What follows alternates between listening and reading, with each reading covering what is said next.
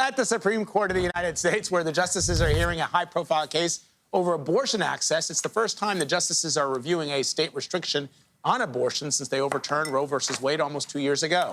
CBS News chief legal correspondent Jan Crawford is at the Supreme Court this morning. Jan, good morning. Good to see you. Well, good morning, Vlad. So, the Biden administration is here challenging Idaho's abortion restrictions with some pretty creative legal arguments. They're saying that their state law, the Idaho state law that bans almost all abortions, actually conflicts with this existing federal law that requires hospitals to provide emergency care for pregnant women. 2 years after the Supreme Court sent the issue of abortion back to the states, the justices will take up a near total ban in Idaho that some doctors there say is putting pregnant women at risk. It feels like everything has gotten so extreme. Dr. Stacy Seib is one of only 5 high-risk pregnancy doctors left in Idaho. He says the law is compromising care because doctors are afraid to perform abortions, even in cases where the state law seemingly would allow it. Pregnancy is really complex, and there are things that can go wrong. We need to be able to help take care of people at this point. And, you could face criminal prosecution. Yes, and jail time.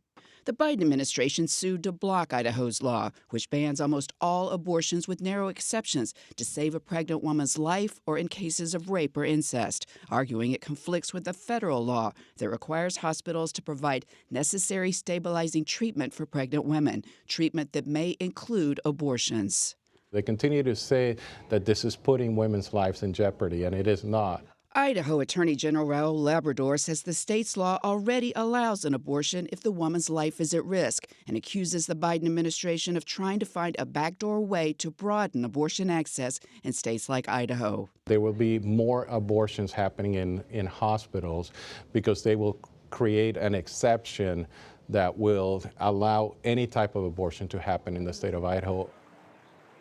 Now, this case could have far-reaching implications. A ruling, for example, that blocks Idaho's law, that could undermine abortion restrictions in dozens of other states, primarily those conservative states. Anne-Marie? So, Jan, I know that when it comes to abortion, there are well-organized groups and very passionate people on both sides of the debate. I'm actually surprised to see how calm it is behind you. What is it like in the surrounding area? Yeah, there's protesters are just now kind of starting to gather, and these rallies that they have planned here, like you said, on both sides of the issue, are going to get underway around 10 o'clock. That's right when the arguments start.